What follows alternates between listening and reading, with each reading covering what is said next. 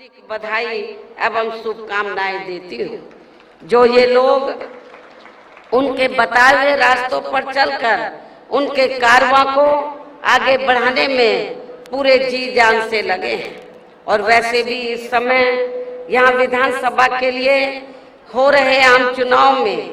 यदि बीएसपी व इनेलो का बना ये गठबंधन अपनी सरकार बना लेता है तो फिर यही इनके लिए इस बार इनको सच्ची श्रद्धा भी होगी। इस उम्मीद के साथ ही यहाँ हो रहे विधानसभा चुनाव में अब मेरा ये कहना है कि अपने देश को आजाद हुए व भारतीय संविधान को भी लागू हुए यहाँ वर्षों बीत चुके हैं और इस लंबी अवधि में केंद्र व आपके हरियाणा प्रदेश में भी विभिन्न विरोधी पार्टियों की सरकारें रही हैं। लेकिन दुख की बात यह है कि इस दौरान आपके यहाँ हरियाणा प्रदेश में भी अधिकांश विरोधी पार्टियों की रही सरकारों में सर्व समाज में से दलितों, आदिवासियों, पिछड़े वर्गों, मुस्लिम व अन्य धार्मिक अल्पसंख्यकों के साथ साथ गरीबों, मजदूरों, किसानों, व्यापारियों एवं अन्य मेहनतकश लोगों का भी पूर्ण रूप से विकास व उत्थान आदि नहीं हो सका है। जिनकी सरकारों की गलत नीतियों एवं गलत कार्य प्रणाली आदि को अभी ने और ज्यादा आजमाने की जरूरत नहीं है। और इस मामले में विशेषकर दलितों, आदिवासियों व अन्य पिछड़े वर्गों के लोगों को मैं ये बताना जरूरी समझती हूँ कि इन वर्गों को परम पूज्य बाबा साहब डॉक्टर भीमराव अंबेडकर के कड़े संघर्ष एवं अथक प्रयासों से भारतीय संविधान के तहत मिले कानूनी अधिकारों में से खासकर सरकारी नौकरियों में जो आरक्षण की सुविधा मिली है तो उसे भी यहाँ शुरू से ही कांग्रेस पार्टी और अब बाद में बीजेपी व इनके गठबंधन दल तथा अन्य पार्टियों की भी रही सरकारों की जातिवादी सोच व मानसिकता के चलते इन्हें अभी तक भी आरक्षण का पूरा लाभ नहीं मिल पा रहा है। इन वर्गों के लोगों को अभी तक भी इन्हें आरक्षण का पूरा लाभ नहीं मिल पा रहा है और अब तो इनके इस आरक्षण को ये पार्टियां मान्य कोर्ट की आड़ में इसे प्रभावहीन बनाने में वे खत्म करने की भी पूरी कोशिश में लगी हुई है। और इसका खास उदाहरण दिनांक 1 अगस्त 2024 को माननीय सुप्रीम कोर्ट का दिया गया निर्णय है, जिस पर कांग्रेस, बीजेपी व इनके सहयोगी दल अभी तक भी अपनी चुप्पी साधे हुए हैं। और इस संदर्भ में यदि केंद्र की भाजपा सरकार की व कांग्रेस की तथा इनके गठबंधन दलों की भी नीति व नियत साफ होती तो फिर ये सरकार माननीय सुप्रीम कोर्ट के आरक्षण को लेकर आए निर्णय में जिसमें कोर्ट ने एससी व एसटी के आरक्षण में वर्गीकरण व क्रीमी लेयर आदि को लागू करने की बात कही है, जो उसे खत्म करने व फिर करने की बात कही है तो उसे खत्म करने व फिर से पूर्व की स्थिति में लाने के लिए विशेष सत्र बुलाकर संवैधानिक संशोधन विधेयक जरूर लाती यदि इनकी नियत साफ होती तथा उसे पास भी जरूर करवाती और इसके लिए पूरा विपक्ष मिलकर सरकार पर दबाव भी जरूर बनाता। और हम भी देखते हैं कि विपक्ष कितना दलितों और आदिवासियों के आरक्षण के साथ है, लेकिन ऐसा करना तो बहुत दूर की बात रही, बल्कि इन्होंने माननीय सुप्रीम कोर्ट के इस आए निर्णय पर कुछ भी खुलकर नहीं बोला है। और इस मामले में केंद्र की भाजपा सरकार व अधिकांश सभी विरोधी पार्टियां अभी तक भी चुप्पी साधे हुए हैं। इतना ही नहीं बल्कि अब एससी एसटी आरक्षण में वर्गीकरण व क्रीमी लेयर को भी लागू करने का ये कार्य माननीय सुप्रीम कोर्ट ने राज्य सरकारों के ऊपर ही छोड़ दिया है, जो अब अपने हिसाब से इसका पूरा राजनीतिक फायदा भी उठाएंगे। साथ ही इसकी आड़ में इन वर्गों को बांटकर इन्हें आपस में भी लड़ाएंगे। अर्थात अब ये पार्टियां फूट डालो व राज करो की नीति का भरपूर फायदा उठाएंगे, जबकि संविधान के मुताबिक किस जाति को एससी व एसटी की सूची में शामिल करना है या नहीं करना है, तो इसका ये अधिकार अभी तक केवल संसद व माननीय राष्ट्रपति जी को ही दिया हुआ था, जिसे 1 अगस्त 2024 को माननीय सुप्रीम कोर्ट के आए निर्णय के जरिए वापस लेकर इसे अब सीधे राज्य सरकारों को ही दे दिया गया है, जिससे अब इन वर्गों के साथ काफी ज्यादती होगी। अर्थात इनका अब ये आरक्षण ना के बराबर ही रह जाएगा। और अब कांग्रेस के श्री राहुल गांधी ने तो विदेश में जाकर इनके सभी आरक्षण को ही आगे वक्त आने पर खत्म करने का ही ऐलान कर दिया है। लेकिन जब वो भारत में रहते हैं और खास तौर से भारत में रहते हैं और उनको लगता है कि किसी राज्य में चुनाव हो रहा है, तो फिर इधर आकर वो गिरगिट की तरह रंग बदल लेते हैं और क्या बोलते हैं इधर आकर कि हम आरक्षण के पक्ष में हैं। बाहर जाकर वो बोलते हैं हम आरक्षण को खत्म करना चाहते हैं इंडिया में एससी एसटी के, और इधर आकर बोलते हैं कि हम आरक्षण के पक्ष में हैं। आप इसको कांग्रेस की क्या नीति समझेंगे? ये कांग्रेस की दोहरी नीति है, ये स्पष्ट नीति नहीं है, ये भी आप लोगों को समझना चाहिए। तो ऐसी कांग्रेस पार्टी जो एससी एसटी के आरक्षण के बारे में कहती कुछ है और करती कुछ है, तो आपको इस पार्टी को जो इस बार हरियाणा में तो विधानसभा का आम चुनाव हो रहा है, इस चुनाव में खास तौर से दलितों को इनको सबक सिखाना बहुत जरूरी है। इसलिए इन वर्गों के लोगों को बाबा साहब डॉक्टर भीमराव अंबेडकर द्वारा जो इन्हें आरक्षण का ये संवैधानिक अधिकार मिला है, ये कोई कांग्रेस ने नहीं दिया है, ये परम पूज्य बाबा साहब डॉक्टर अंबेडकर ने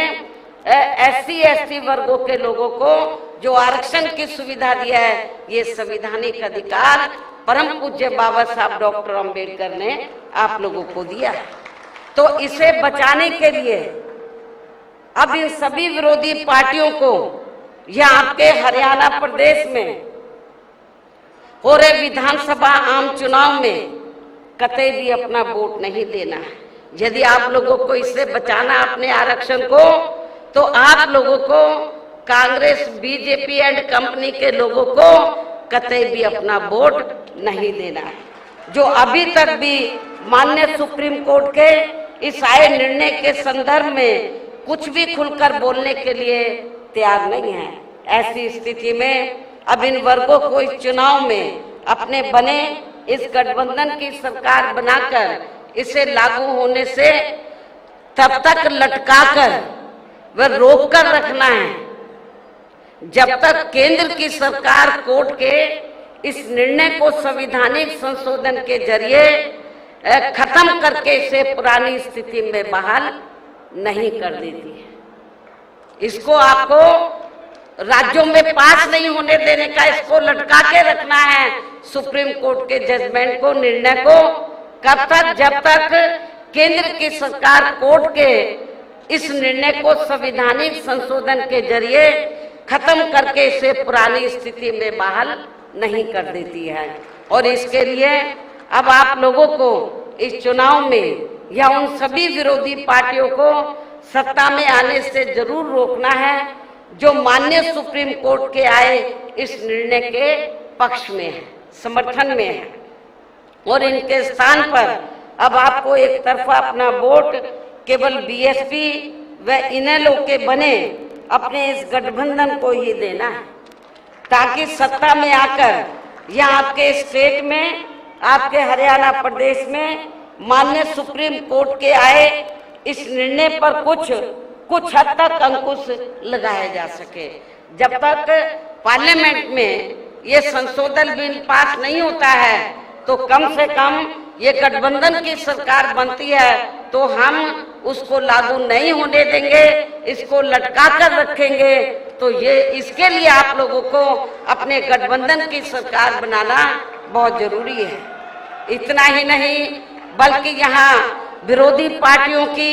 ज्यादातर रही जातिवादी मानसिकता के चलते देश में आजादी के बाद शुरू में केंद्र एवं अधिकांश राज्यों में भी काफी लंबे समय तक सत्ता में आसीन रही कांग्रेस पार्टी ने व इनके सहयोगी दलों ने भी और अब पिछले कुछ वर्षों से केंद्र एवं काफी राज्यों में भी बीजेपी व अन्य जातिवादी पार्टियों की भी रही सरकारों ने इनका आरक्षण का कोटा अभी तक भी पूरा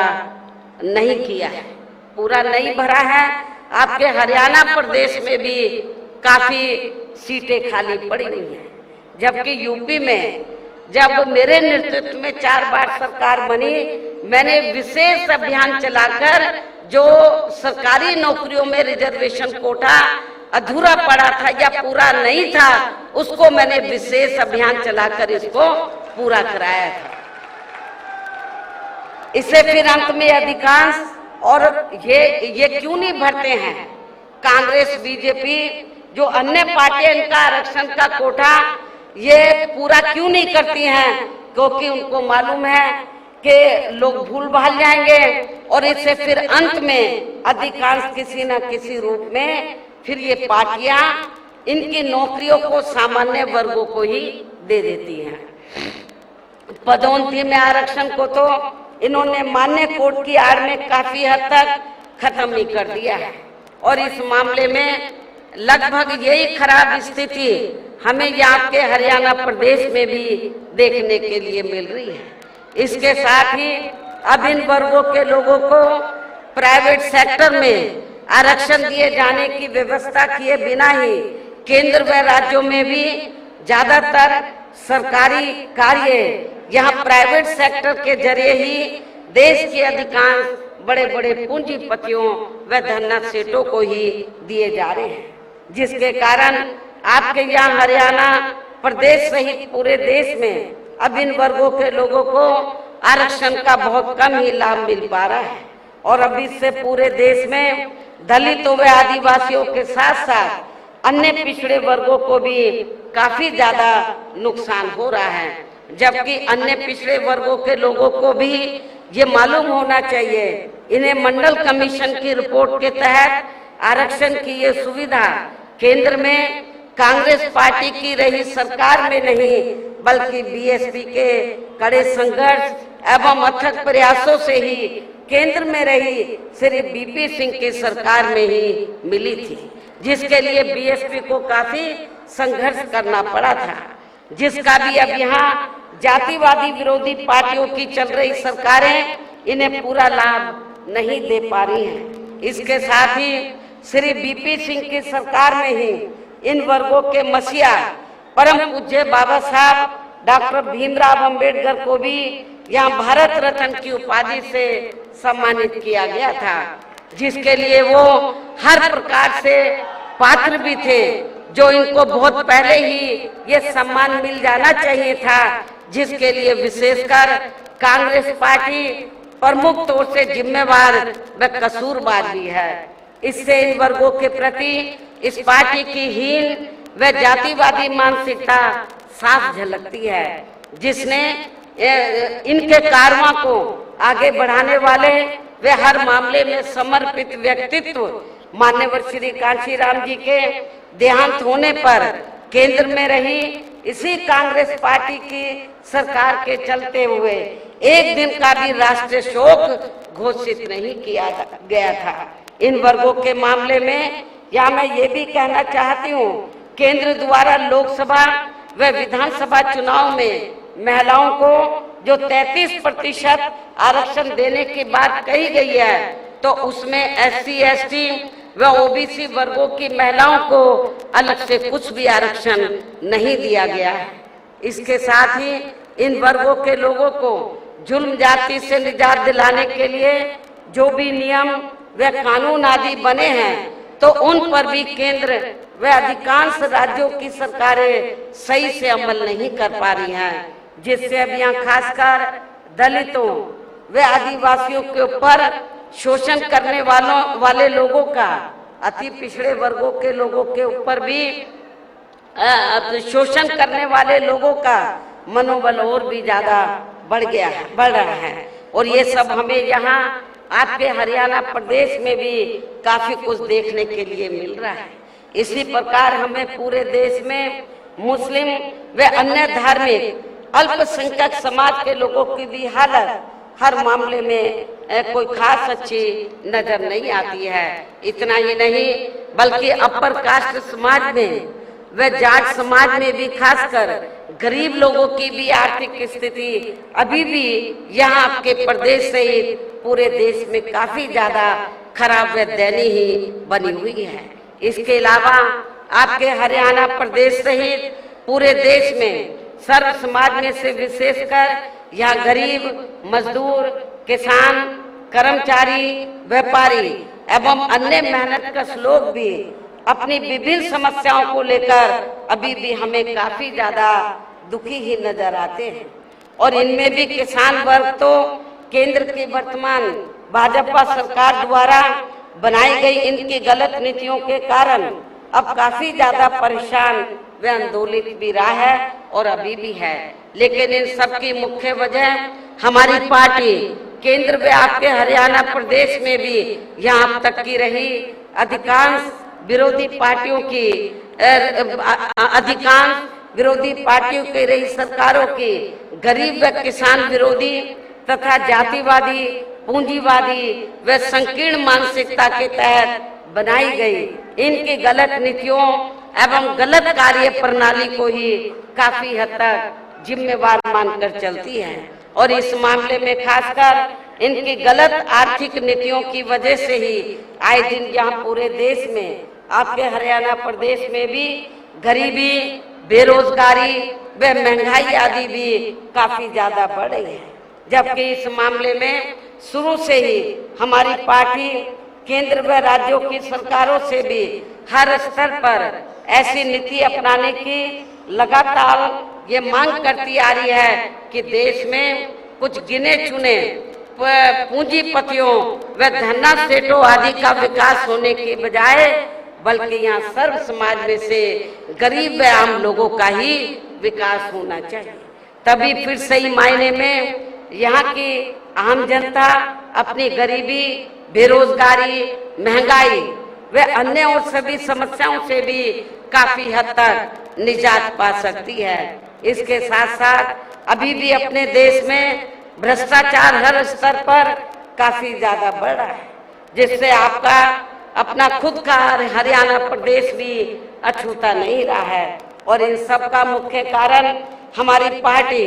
आजादी के बाद से लेकर अभी तक केंद्र व देश के अधिकांश राज्यों में तथा आपके खुद के अपने हरियाणा प्रदेश में भी ज्यादातर सत्ता यहाँ गलत पार्टियों में से खासकर कांग्रेस व बीजेपी आदि के हाथों में ही आने को मानकर चलती है। और इन पार्टियों को हमारी पार्टी इसलिए भी जिम्मेवार मानकर चलती है क्योंकि शुरू से ये पार्टियां केंद्र व देश के अधिकांश राज्यों में भी ज्यादातर यहाँ बड़े बड़े पूंजीपतियों व धन्ना सेठों की ही आर्थिक मदद से सत्ता में आती रही हैं। और सत्ता में आ जाने के बाद फिर ये पार्टियां अधिकतर मामलों में अपनी आर्थिक एवं अन्य सभी नीतियां यहाँ गरीब व आम जनता की समस्याओं को दूर करने के हिसाब से तैयार नहीं करती हैं, बल्कि देश के उन बड़े बड़े पूंजीपतियों व धन्ना सेठों को ही फायदा पहुंचाने के हिसाब से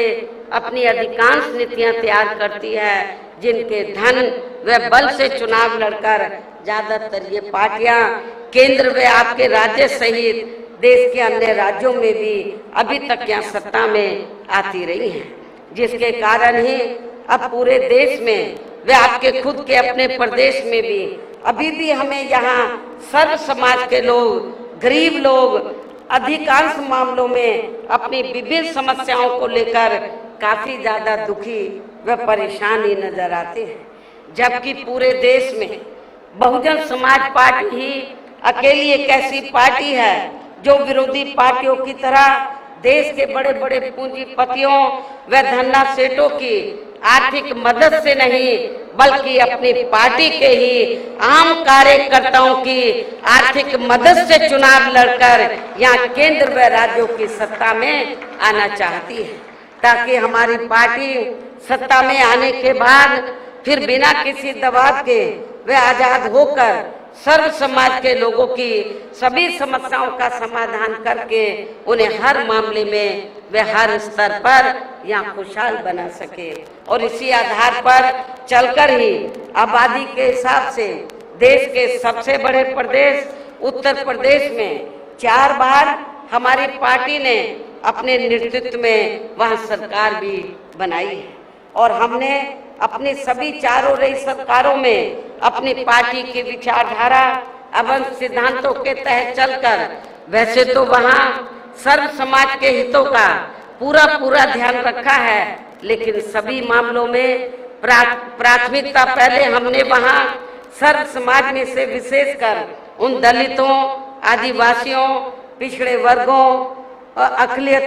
अकलियत समाज के लोगों को तथा गरीब एवं असहाय लोगों को ही दिया है, जिनकी वहाँ हर मामले में व हर स्तर पर सभी विरोधी पार्टियों की रही सरकारों में उनकी हीन, जातिवादी, संकीर्ण व पूंजीवादी सोच होने के कारण काफी ज्यादा उपेक्षा की गई है। इसके अलावा हमारी पार्टी की रही सरकार ने वहाँ विभिन्न क्षेत्रों में लगे लोगों के साथ साथ छात्रों, युवाओं, महिलाओं व बुजुर्गों आदि के हितों में भी अनेकों महत्वपूर्ण व ऐतिहासिक कार्य किए हैं, जिनसे उन्हें काफी ज्यादा लाभ पहुंचा है। और इतना ही नहीं, आपके हरियाणा प्रदेश में तो कांग्रेस केवल थोड़ी सी जगह देने की बात करती है। जो आवासहीन लोग हैं, जिनके पास अपने जमीन नहीं है घर बनाने के लिए, वो थोड़ी सी कुछ गज देने की बात करती है कि ये जमीन हम यहाँ के गरीब लोगों को देंगे। लेकिन आपको जानकर खुशी होगी कि जब उत्तर प्रदेश में बीएसपी की सरकार थी तो हमारी पार्टी की सरकार ने केवल उनको खाली जमीन नहीं दी, बल्कि जमीन पर उनके 2-2 कमरों के पक्के मकान भी सरकार की ओर से फ्री बनाकर दिए थे। और जहां पर इनको ये पक्के मकान बनाकर दिए, उनकी बस्ती डेवलप की, शिक्षा, चिकित्सालय, अन्य और सभी सुविधाएं हमने वहां इन लोगों को उपलब्ध कराई थी। केवल खाली प्लॉट नहीं दिया था, हमने पक्के मकान बनाकर दिए और जो रोजमर्रा की जरूरतें हैं उनको भी हमने उनकी बस्तियों में पूरा किया। और इतना ही नहीं, आपको याद होगा जब मान्यवर श्री कांशीराम जी जीवित थे और हरियाणा प्रदेश में आते थे, आप लोग बड़े दुखी थे कि हमारे पास रोटी रोजी के साधन नहीं है, हमारे पास खेती करने के लिए जमीन नहीं है। तो उस समय आप लोग एक नारा लगाते थे कि जो जमीन सरकारी है वो जमीन हमारी है। आप लोग एक नारा लगाते थे, लेकिन वो नारा आपका पूरा नहीं हो पा रहा था हरियाणा में। और ये कब होगा? जब आपकी सरकार बनेगी। लेकिन जब उत्तर प्रदेश में 4 बार हमें सरकार बनाने का मौका मिला तो उत्तर प्रदेश में हमने बड़ी संख्या में लाखों लोगों को, जो दलित वर्ग के लोग थे और जो गरीब लोग थे अन्य समाज में, उनको हमने किसी किसान भाई की 1 इंच भी जमीन छीनकर हमने भूमिहीन लोगों में नहीं बांटी थी, बल्कि सरकार के पास जो खेती करने के लिए सरकारी जमीन खाली पड़ी थी, उस सरकारी जमीन के 2-2, 3-3 एकड़ के पट्टे काटकर हमने भूमिहीन लोगों को, जो गरीब लोग हैं, भूमिहीन लोग, जो दलित वर्ग के लोग हैं, उनको खेती करने के लिए हमने फ्री दी। और इतना ही नहीं, आपको ये भी मालूम है कि जहाँ पर दलित बस्तियां होती हैं तो वहाँ जाते ही मालूम पड़ जाता है हर गांव में, गांव देहात में, कि यहाँ पर दलित वर्ग के लोग रहते हैं। क्योंकि जो भी पार्टियां सत्ता में आई उन्होंने आपकी दलित बस्तियों को विकसित नहीं किया। लेकिन जब हमारी पार्टी की सरकार बनी, हमने डॉक्टर भीमराव अंबेडकर ग्राम विकास योजना के तहत, तो जहां पर दलित लोग रहते थे, हमने गांव चिन्हित किए अधिक तादाद में, उनको हमने इस योजना के तहत हर सुविधा से हमने उनको सुविधा मुहैया कराई, उनको सुविधा उपलब्ध कराई और उनको विकसित किया, डेवलप किया। ये भी आप लोगों को मालूम है। और उस गांव में जाते ही मालूम पड़ जाता था कि ये डॉक्टर अंबेडकर गांव है। और जब मेरी गवर्नमेंट के दौरान जब हमारे समाज के लोग अपने बच्चियों का रिश्ता करते थे गांव में, तो देखते थे कि हमारी बेटी का रिश्ता डॉक्टर अंबेडकर गांव में ही होना चाहिए, ताकि हमारी बेटी को शौचालय के लिए कहीं बाहर ना जाना पड़े, जंगल में ना जाना पड़े। हमने शौचालय भी बनाए। अब उन्हें ये लोग अपना काउंट कर लेते हैं। यूपी में बीएसपी की सरकार में ही ये सब सुविधा उपलब्ध कराई गई। इसके और इतना ही नहीं, हमारे किसान भाई, मेरे ख्याल यूपी में हमारे किसान भाई चले जाएं, पश्चिमी यूपी तो बिल्कुल लगा हुआ है हरियाणा प्रदेश से, तो यूपी में हमने किसानों को बहुत सुविधाएं दी। आज लोग याद करते हैं, गन्ने का रेट हमने कभी भी आज तक ना हरियाणा में ना यूपी में किसी भी पार्टी की सरकार ने इतना रेट नहीं दिया गन्ने का, जितना हमने गन्ना किसानों को रेट दिया था। किसानों की भी हमने सभी समस्याओं का काफी हद तक समाधान किया तथा उनकी फसलों का भी उन्हें समय से उचित दाम दिया। और मैं अपने जाट भाइयों को बताना चाहती हूँ, जब उत्तर प्रदेश में पुलिस की भर्ती हुई, 2 लाख से ज्यादा पुलिस की भर्ती हुई, तो पहले भर्तियों में रिश्वत चलती थी, तो लेकिन मेरी सरकार में मैंने बोला रिश्वत नहीं चलेगी। और बिना रिश्वत के आपके पश्चिमी यूपी में बड़ी तादाद में अन्य समाज के लोग तो भर्ती हुए, रिजर्वेशन के तहत SC ST OBC के लोग भी भर्ती हुए, लेकिन बड़ी तादाद में जो लोगों के दिल और दिमाग में धारणा थी कि बीएसपी जाटों के खिलाफ है, वो धारणा निकल गई। क्योंकि जब मेरी सरकार बनी और ये भर्ती हुई पुलिस की, तो बड़े पैमाने पर पश्चिमी यूपी से जाट समाज के नौजवान बच्चे पुलिस में भर्ती हुए। और आज आप गाँवों में चले जाओ, वो यही कहते हैं कि बहन जी ने बिना पैसे के हमारे बच्चों को नौकरी दे दी, पुलिस में भर्ती कर दिया। इसके साथ ही हमने उत्तर प्रदेश में सर्व समाज के लोगों के ऊपर किसी भी प्रकार की कोई जुल्म जाति आदि भी नहीं होने दी है। इतना ही नहीं, बल्कि हमारी पार्टी की रही सरकार ने वहाँ देश में दलित एवं अन्य पिछड़े वर्गों में समय समय पर जन्मे अपने महान संतों, गुरुओं व महापुरुषों में भी खासकर महात्मा ज्योतिराव फूले, छत्रपति शाहू जी महाराज, नारायण गुरु, बाबा साहब डॉक्टर भीमराव अंबेडकर एवं मान्यवर श्री कांशीराम जी आदि को भी विभिन्न रूपों में पहली बार वहाँ पूरा आदर सम्मान दिया, जिन्हें विरोधी पार्टियों के लोग अभी तक भी आसानी से पचा नहीं पा रहे हैं। इस प्रकार से उत्तर प्रदेश में हमारी पार्टी ने अपने सभी चारों शासन काल के दौरान वहाँ हर मामले में व हर स्तर पर सर्व समाज के लोगों को काफी बेहतरीन सरकार दी है। और यदि आप लोग भी यहाँ अपने हरियाणा प्रदेश में गरीबों एवं किसानों तथा आम जनहित के व विशेषकर कमजोर एवं उपेक्षित वर्गों के हितों में ऐसे ही कार्य करना चाहते हैं, इसके साथ ही आपके प्रदेश की जनहित से जुड़ी जो भी यहाँ स्थानीय समस्याएं हैं तो उन्हें भी दूर करना चाहते हैं, तो फिर आप लोगों को भी उत्तर प्रदेश की तरह ही अपने हरियाणा प्रदेश में भी यहाँ अपने बने इस गठबंधन की सर्वजन हिताय व सर्वजन सुखाय की नीतियों पर ही आधारित सरकार बनानी होगी। और जिसके लिए अब आप लोगों को यहाँ अपने हरियाणा प्रदेश में विधानसभा के लिए हो रहे आम चुनाव में अपने गठबंधन का बेहतर रिजल्ट लाना होगा। इसके साथ साथ आप लोगों को वोट पड़ने तक यहाँ की सत्ताधारी पार्टी व अन्य सभी विरोधी पार्टियों के साम दाम दंड भेद आदि हथकंडों से भी जरूर सावधान रहना है। और इस मामले में खासकर आप लोगों को विरोधी पार्टियों के जारी किए गए उनके हवाई व प्रलोभन भरे चुनावी घोषणा पत्रों आदि के बहकावे में भी कतई नहीं आना है, जिन्हें ये पार्टियां सत्ता में आने के बाद अधिकांश अमल में नहीं लाती है, जिस पर से अब जनता का काफी हद तक विश्वास भी उठ गया है। इसलिए हमारी पार्टी किसी भी चुनाव में अपना कोई भी चुनावी घोषणा पत्र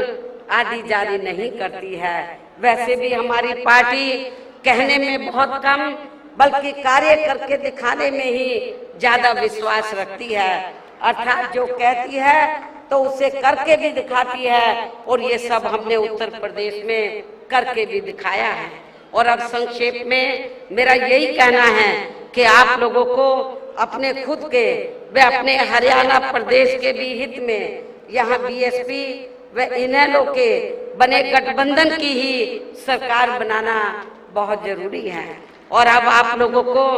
अपने इस गठबंधन के ही उम्मीदवारों को ज्यादा से ज्यादा कामयाब बनाना है, जिसके लिए बीएसपी के उम्मीदवारों को हाथी चुनाव चिन्ह के सामने वाले बटन को दबा के तथा भारतीय राष्ट्रीय लोक दल के उम्मीदवारों को चश्मा चुनाव चिन्ह के सामने वाले बटन को दबा के इन्हें जरूर जिताना है। और फिर सरकार बनने पर ये भी मैं बताना चाहती हूँ कि फिर सरकार बनने पर गठबंधन की ओर से आपके हरियाणा प्रदेश का मुख्यमंत्री चौधरी अभय चौटाला जी को ही बनाया जाएगा, जिनको मेरे आशीर्वाद के साथ साथ इनके पिता चौधरी ओम प्रकाश चौटाला जी का भी पूरा आशीर्वाद प्राप्त है। वैसे माननीय चौधरी देवीलाल जी का भी हमेशा इन पर आशीर्वाद बना रहा है। इनके साथ साथ गठबंधन की ओर से बीएसपी का एक डिप्टी सीएम दलित वर्ग का, बीएसपी की ओर से एक डिप्टी सीएम दलित वर्ग का तथा दूसरा डिप्टी सीएम अन्य पिछड़ा वर्ग या अपर कास्ट समाज में से ही बनाया जाएगा। ये डिप्टी सीएम कौन होंगे इसका फैसला चुनाव का नतीजा आने के बाद ही लिया जाएगा। इन्हीं जरूरी बातों के साथ ही अब मैं आप सभी लोगों से अपने इस गठबंधन के अधिकांश उम्मीदवारों को, ज्यादा से ज्यादा उम्मीदवारों को जिताकर अपनी यहाँ सरकार बनाना जरूरी है, इसकी मैं पूरी उम्मीद भी करती हूँ। अंत में अब मैं केंद्र सरकार से देश में जातीय जनगणना कराने की भी विशेष मांग करती हूँ, अनुरोध करती हूँ, आग्रह करती हूँ, जिसको शुरू में केंद्र में रही कांग्रेसी सरकार ने और अब वर्तमान में चल रही बीजेपी की केंद्र की सरकार ने भी इसे अभी तक भी लटका के रखा है, इसे अमल में नहीं लाया है। और अब मैं माननीय चौधरी देवीलाल जी के जन्म दिवस पर, आज उनके जन्म दिवस पर इनको फिर से नमन करने के साथ ही उनके सभी अनुयायियों व समर्थकों आदि को भी पुनः हार्दिक बधाई एवं शुभकामनाएं देते हुए अपनी बात यहीं समाप्त करती हूँ। धन्यवाद। जय भीम व जय भारत। तो देखिए, हरियाणा के रण में बीएसपी सुप्रीमो मायावती को आप सुन रहे थे जनता को संबोधित करते हुए, और जिस तरह से आईएनएलडी, बीएसपी और एचएलपी साथ मिलकर चुनाव लड़ रहे हैं, इसी कड़ी में ये साझा कार्यक्रम जो है बीएसपी और आईएनएलडी का आयोजित किया गया है, जिसमें जनता को संबोधित बीएसपी सुप्रीमो मायावती ने किया। इस दौरान उन्होंने कहा कि गरीब मजदूरों, किसानों के साथ हैं हम। बीजेपी और कांग्रेस की नीयत पर भी सवाल खड़ा करती नजर आई यहां पर मायावती।